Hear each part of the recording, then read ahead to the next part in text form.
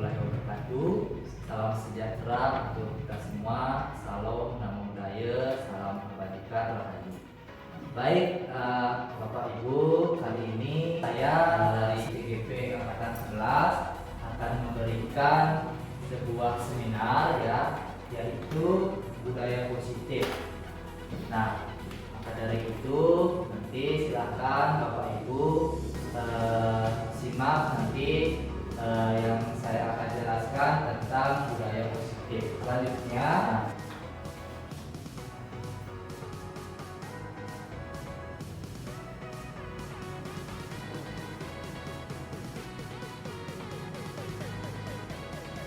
di sini kita akan menjelaskan tentang keyakinan kelas.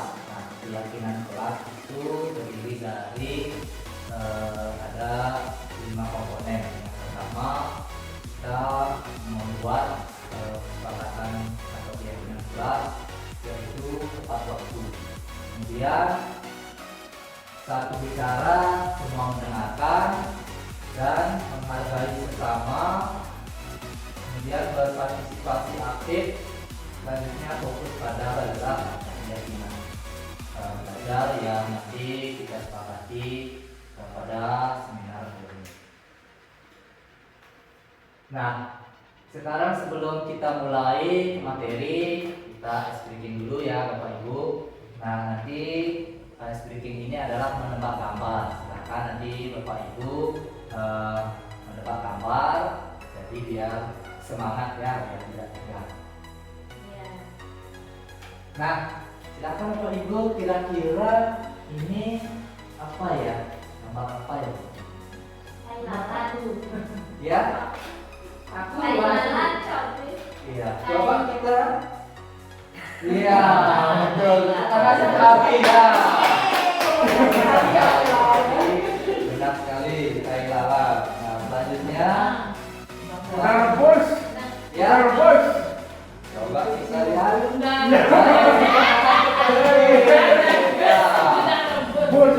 Bos. Baik, selanjutnya. Nah, ini ada yang tahu Bapak Ibu?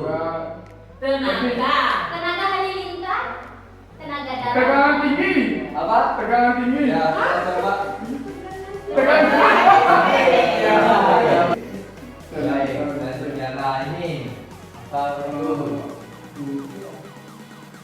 Itu Ayo. orang Tuang air, Buang air. tuang, orang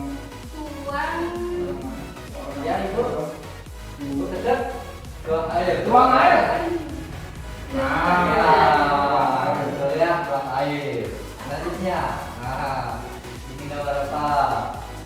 minta duit, Gambar apa ya? minta uang, minta Pak S, tanya itu S dihapus, minta uang. Coba. Ah. Nah, ini. Oh, Gambar apa ini? nanti potongan, potongan. Ya. Potongan harga. Nah, selanjutnya. Senam, Ayo, Ibu. Apa? senam pikiran, senam otak. Ya, mantap. Baik ya, tuh permainannya ya, kita tadi sudah briefing ya. Ya, sekarang sudah kita mulai ya.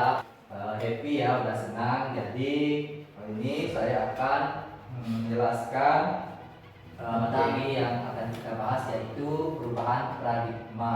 Nah, itu Bapak Ibu ya.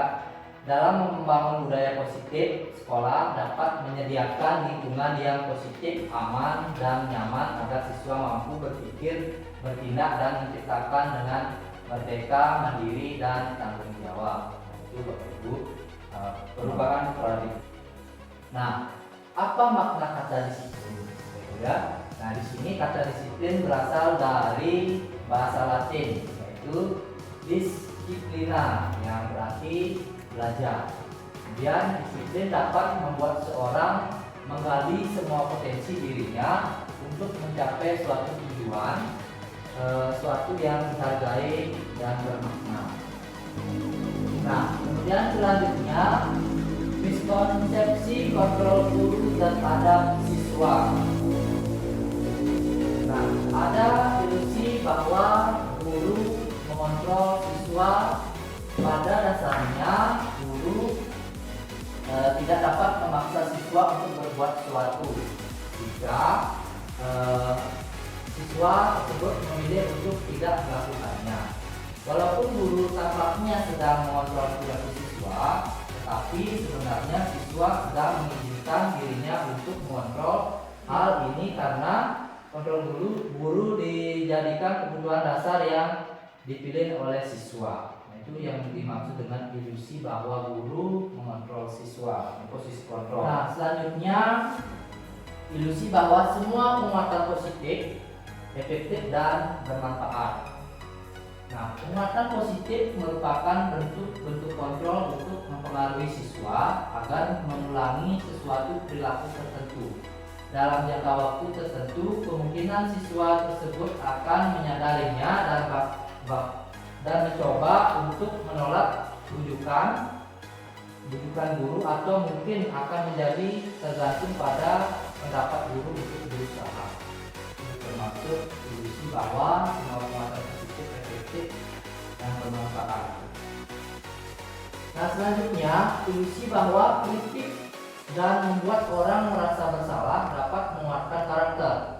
Nah, di sini adalah menggunakan kritik dan rasa bersalah untuk mengontrol siswa, membuat siswa menuju identitas yang gagal karena secara tidak langsung mengerjakan mereka belajar untuk merasa buruk tentang dirinya sendiri. Itu adalah posisi dengan menguatkan karakter atau kritik ya.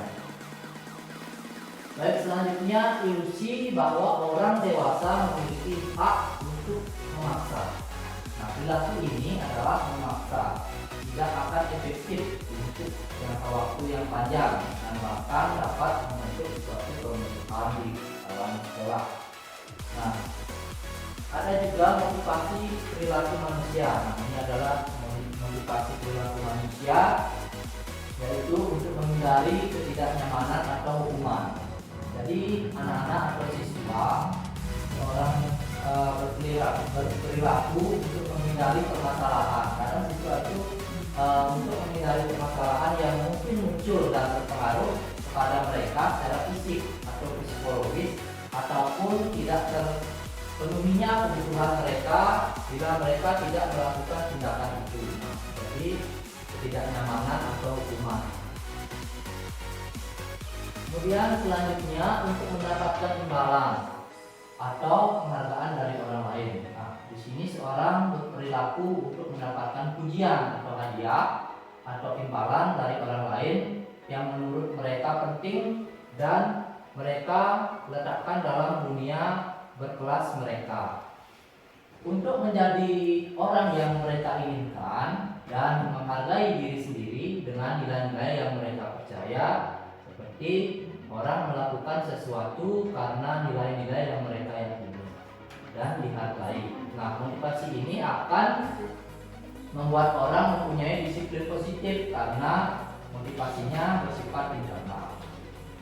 Nah, kemudian di sini Bapak Ibu ya, ini yang mungkin Bapak Ibu mungkin belum paham ya terkait dengan keyakinan kelas.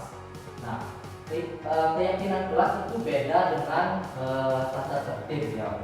Nah, keyakinan di kelas ini adalah di mana kita membentuk peraturan atau kesepakatan di kelas itu sendiri.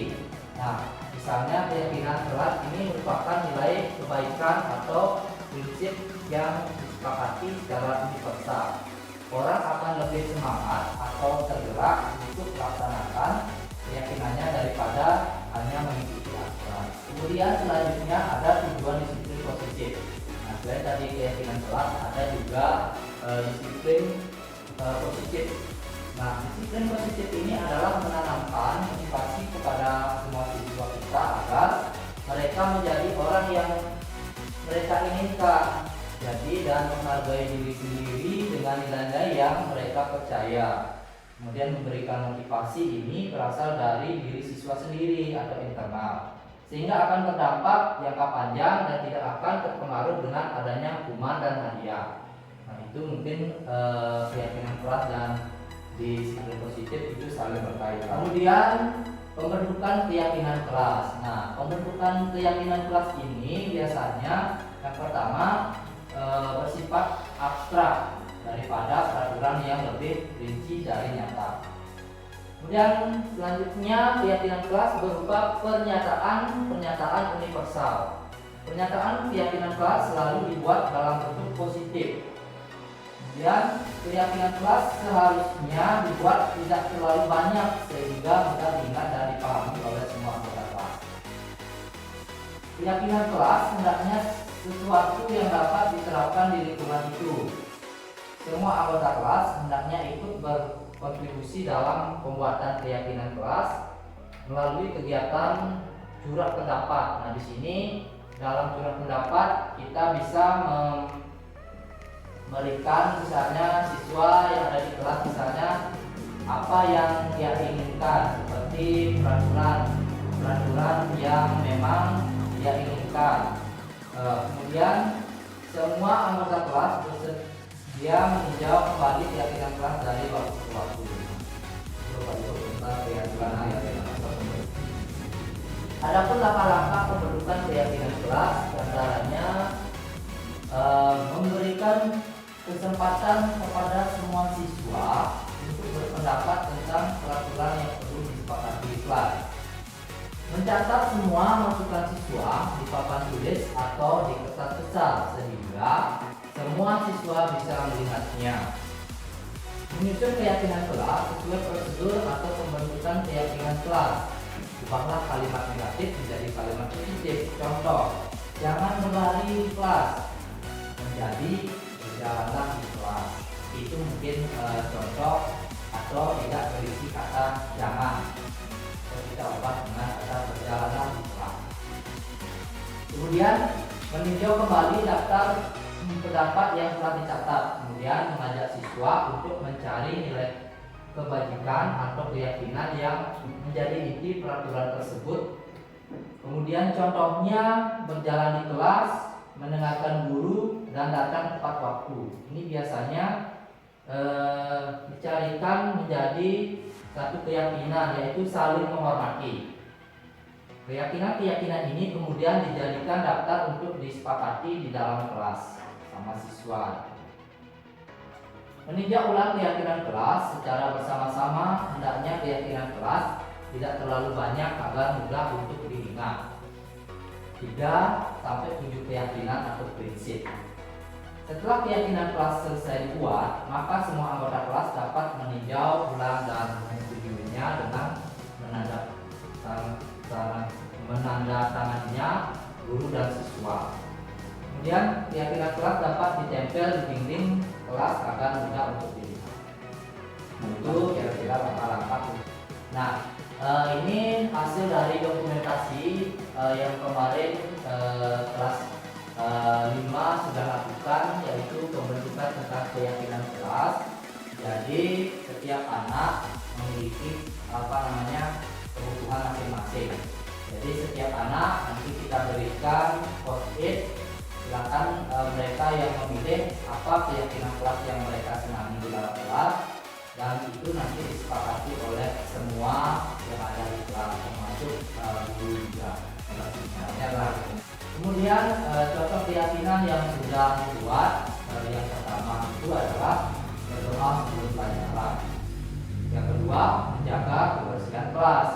Ketiga, disiplin datang tepat waktu. Keempat, saling tolong menolong. 5, berkata sopan, saling senyum, salam sapa. Kemudian 6, saling menghormati, tidak mengejek atau mengganggu. 7, angkat tangan sebelum bicara. 8, tidak mencontek dan tertib saat belajar. Itu keyakinan kelas yang sudah disepakati oleh kelas yang kemarin, sudah memberikan membuat kesepakatan kelas yang ada di kelas. Nah, kemudian ada dihukum oleh penghargaan. Nah, dihukum oleh penghargaan di sini yaitu sama halnya dengan hukuman. Ternyata penghargaan juga seperti menghukum seseorang. Berikut adalah pengaruh buruk penghargaan terhadap anak menurut Kohn. Nah, menurut Kohn di sini yaitu penghargaan diberikan untuk membuat seseorang melakukan sesuatu dalam jangka waktu pendek. Nah, maka orang tersebut akan bergantung pada penghargaan dan akan kehilangan motivasi semangatnya.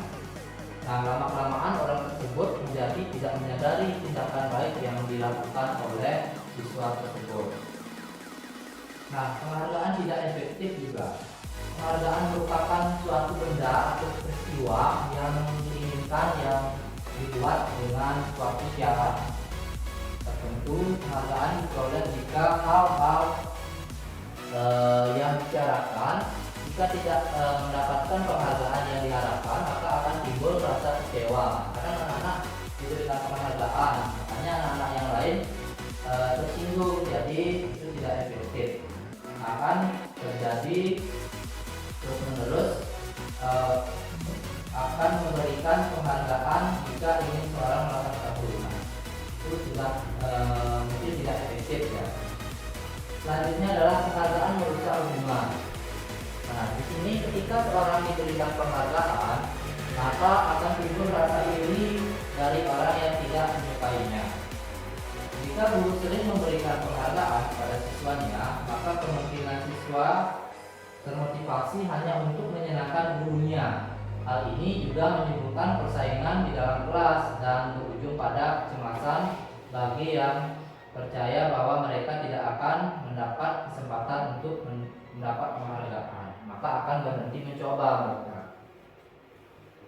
Kemudian penghargaan penghukum. Nah, di sini penghargaan penghukum mereka yang tidak mendapat penghargaan. Penghargaan dan penghukum adalah hal yang sama karena keduanya berusaha mengendalikan perilaku seseorang. Pada dasarnya, setiap orang tidak suka dikendalikan dalam jangka waktu lama. Penghargaan akan terlihat sebagai hukuman jika penghargaan sangat diharapkan, tapi kita tidak mendapatkannya, maka akan merasa dihukum. Kemudian selanjutnya kebutuhan dasar manusia. Nah, kebutuhan dasar manusia di sini adalah kebutuhan bertahan hidup. Kebutuhan yang bersifat psikologis untuk bertahan hidup, misalnya kesehatan, rumah, dan makanan. Komponen psikologis dari kebutuhan ini adalah kebutuhan akan perasaan aman.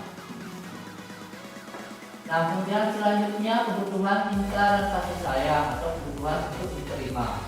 Kebutuhan ini termasuk kebutuhan psikologis yang meliputi kebutuhan akan hubungan dan koneksi sosial, kebutuhan untuk memberi dan menerima kasih sayang, kebutuhan untuk merasa menjadi bagian suatu kelompok, dan kebutuhan untuk setiap terhubung ya dengan orang lain, kebutuhan untuk tetap terhubung dengan orang lain.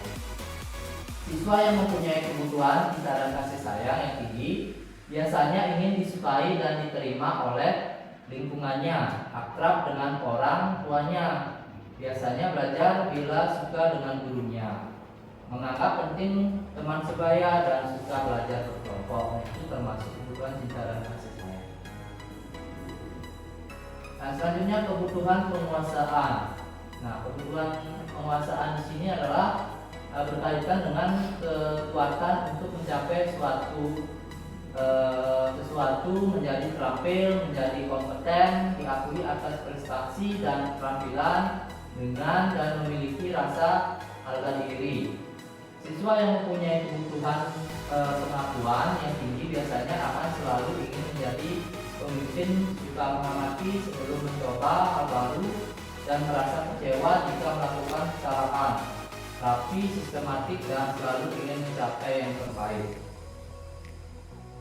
Selanjutnya kebutuhan kebebasan atau kebutuhan akan pilihan. Kebutuhan akan kemandirian, mempunyai pilihan dan mampu mengendalikan arah hidup seorang. Siswa yang mempunyai kebutuhan kebebasan yang tinggi menginginkan pilihan, perlu banyak bergerak, suka mencoba-coba, tidak terlalu terpengaruh oleh orang lain, suka hal baru dan menarik. Kemudian kebutuhan kesenangan. Kebutuhan kesenangan atau kebutuhan untuk merasa senang. Kebutuhan ini mencari kesenangan bermain dan tertawa. Sesuai dengan kebutuhan kesenangan yang tinggi, biasanya akan menikmati apa yang dilakukan. Konsentrasi melakukan hal yang disenangi, suka permainan, suka mengoleksi barang, dan suka melucu atau bergerak. Kemudian selanjutnya posisi kontrol guru. Nah, di sini posisi kontrol guru yaitu yang pertama ada penghukum. Nah, seorang penghukum dapat menggunakan hukuman fisik dan verbal. Nah, penghukum ini ya kemarin saya diberikan oleh fasilitator di salah satu Zoom. Yang bisa menghukum itu hanya guru PJOK ya, karena di sana langsung bersentuhan dengan fisik ya, main fisik. Jadi kita sebagai guru kelas tidak bisa ya secara menghukum langsung. Jadi berupa keyakinan kelas nanti mencari tahu apa penyebab dari itu dan menyelesaikannya secara siswa tersebut dan guru-gurunya juga. Kemudian guru yang menjalankan posisi penghukum akan berkata, patuhi aturan yang saya atau nanti.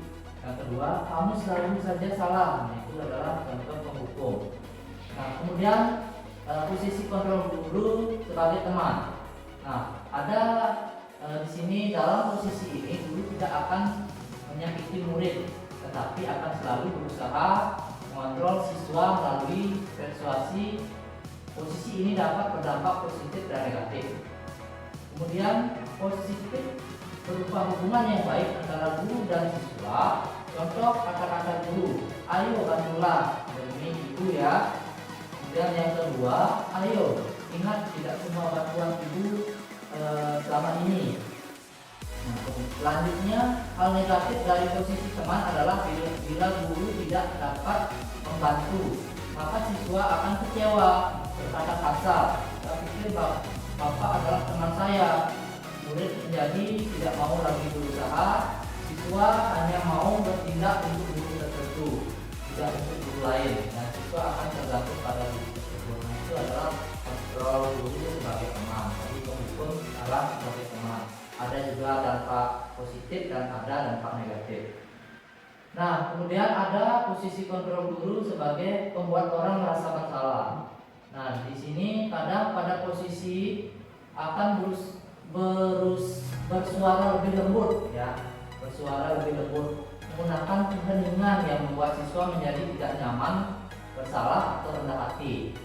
Contoh kata-kata guru dalam posisi ini, misalnya, Bapak sangat kecewa dengan kamu. Nah, itu adalah sudah membuat orang merasa bersalah. Kemudian yang kedua, berapa kali ibu harus beritahu kamu ya? Nah, itu juga membuat orang merasa bersalah. Itu contoh-contoh kata-kata yang membuat orang merasa bersalah. Nah, kemudian ada juga pemantau. Nah, posisi memantau ini di mana berdasarkan peraturan-peraturan dan konsekuensi, misalkan hubungan pribadi. Pertanyaan yang biasanya diajukan adalah peraturannya apa? Kemudian yang kedua, apa yang telah kamu lakukan? Nah, itu contoh kata-kata yang bisa diajukan untuk sebagai pemantau. Nah, selanjutnya sebagai manajer. Ini posisi kontrol guru juga bisa sebagai manajer. Nah, posisi ini di mana guru berbuat bersama dengan murid, mengajak siswa mempertanggungjawabkan perilakunya, mendukung siswa menemukan solusi atas permasalahan sendiri. Murid diajak menganalisis kebutuhan dirinya dan kebutuhan orang lain. Nah, kata-kata seorang manajer yaitu apa yang kita yakini atau membuat keyakinan kelas. Yang kedua, apa yang kamu yakini hari ini? Ya, jika kamu meyakininya, apakah kamu bersedia memperbaikinya? Langsung ya, siswa itu diajak komunikasi apa Kemudian yang keempat, yang kelima, apa rencanamu untuk memperbaikinya? Nah, itu kira-kira pertanyaan-pertanyaan atau kata-kata seorang sebagai manajer, posisi kontrol guru sebagai manajer. Kemudian seorang manajer tidak untuk mengatur perilaku siswanya, tetapi untuk membimbing murid agar dapat mengatur dirinya sendiri.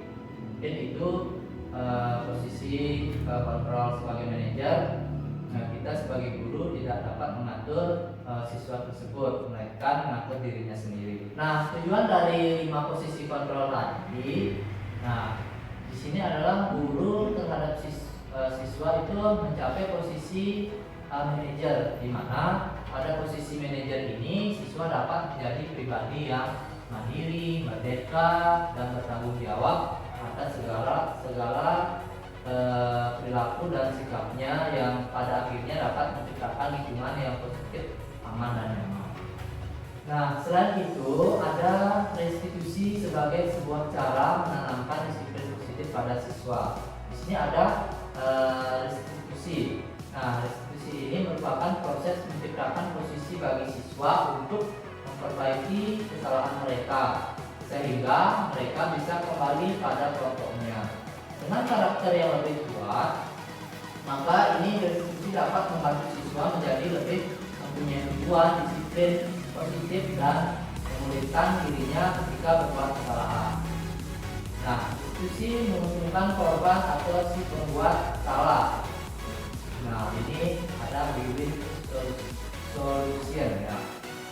Nah, ini contoh dan ini ciri-ciri restitusi ya. Ciri-cirinya yang pertama, restitusi bukan menebus kesalahan, tetapi untuk belajar dari kesalahan. Kedua, restitusi memperbaiki hubungan. Dan selanjutnya, restitusi adalah tawaran bukan paksaan. Restitusi menuntut untuk melihat ke dalam diri. Restitusi mencari kebutuhan dasar yang mendasari tindakan. Restitusi diri adalah cara yang terbaik. Kemudian restitusi fokus pada karakter, bukan tindakan. Restitusi menguntungkan, dan restitusi mengembalikan siswa yang berbuat salah pada kelompoknya. Nah, ini adalah segitiga restitusi. Nah, ini mungkin dalam buat keyakinan kelas atau kesepakatan kelas, kita harus menggunakan segitiga restitusi ini. Nah, sisi menstabilkan identitas. Nah, itu yang pertama adalah ini merupakan bagian dasar dari segitiga yang bertujuan untuk mengubah identitas anak dari yang gagal karena melakukan kesalahan menjadi orang yang sukses. Contoh kalimat yang dapat digunakan pada anak ini yaitu berbuat salah itu tidak apa-apa. Tidak ada manusia yang sempurna. Kita bisa menyelesaikannya. Yang keempat, Bapak tidak tertarik untuk mencari siapa salah, tapi Bapak ingin mencari solusi dari permasalahan ini. Nah, itu contoh sisi stabilitas. Kemudian ada sisi validasi tindakan yang salah. Nah, dalam restitusi ini tidak menyarankan guru berbicara pada siswa bahwa melanggar peraturan adalah sikap yang baik. Tetapi dalam restitusi harus memahami alasannya dan memahami bahwa setiap orang pasti melakukan hal yang terbaik pada waktu tertentu. Untuk itu perlu dilakukan validasi terhadap kebutuhan dari siswa dengan menggunakan contoh kalimat. Yang pertama, padahal kamu bisa melakukannya lebih buruk dari ini ya. Yang kedua, kamu pasti punya alasan mengapa melakukan hal itu. Ketiga, kamu boleh mempertahankan sikap itu, tapi kamu harus menambahkan sikap lain. Itu adalah sisi validasi sebenarnya. Kemudian yang selanjutnya, sisi menanyakan keyakinan. Nah, di sini kita menanyakan keyakinan. Setelah melalui langkah 1 dan 2, maka anak telah siap untuk dihubungkan dengan nilai-nilai yang dipercayanya dan berpindah menjadi orang yang diinginkan. Contoh pertanyaan yang dapat digunakan yaitu apa yang kita percaya sebagai kelas atau keluarga. Yang kedua, apa nilai umum yang kita sepakati. Yang ketiga, ketiga, kamu mau jadi orang yang seperti apa? Nah, itu adalah contoh sisi menanyakan keyakinan. Nah, ini juga sudah kemarin ada siswa yang makan di kelas. Nah, bagaimana caranya kita mengontrol atau memberikan arahan agar siswa tersebut tidak makan kelas lagi di kelas. Nah, posisi kontrol ini tadi ada segitiga restitusi. Nah, cara-cara seperti itu kita lakukan agar anak itu tidak merasa tersinggung atau merasa bersalah. Jadi kemarin sudah disimulasikan bahwa memang sulit untuk memberikan suatu pertanyaan tematik untuk siswa, maka mereka setelah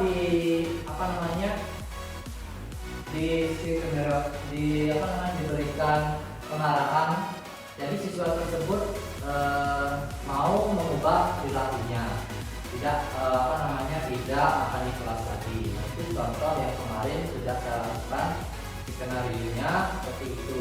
Yang kedua, kemarin juga ada misalnya siswa yang terlambat sekolah. Nah, kemudian dengan cara memakai segitiga restitusi, maka siswa tersebut akan mungkin bisa menyelesaikan masalah sendiri. Nah, kalau misalnya masalah tersebut bisa diatasi di sekolah, itu kita menggunakan cara seperti yang tadi sudah dipaparkan dengan menggunakan kontrol guru dan segitiga restitusi atau budaya. Nah, kemudian ini ada sisi diskusi. Nah, kira-kira Pak Ibu dari pemaparan tadi ada yang ditanyakan Bapak Ibu terkait dengan budaya positif dan membuat keyakinan kelas serta posisi kontrol guru dan segitiga diskusi. Kira-kira ada ya Bapak Ibu? Pas ya? Ya, baik. Itu Bapak Ibu ya. Nah, jadi kita sebagai guru mungkin harus mengikuti apa yang tadi dijelaskan, yaitu budaya positif, membuat keyakinan kelas, dan memakai kata-kata yang baik untuk siswa. Mungkin seperti itu kiranya materi yang bisa saya sampaikan hari ini. Semoga bermanfaat dan bisa nanti Bapak Ibu terapkan untuk anak-anak. Baik, terima kasih. Saya tutup dengan Om Santi, Om Santi, Santi, Santi, Om. Assalamualaikum warahmatullahi wabarakatuh. Salam sejahtera kita semua. Salam nama saya.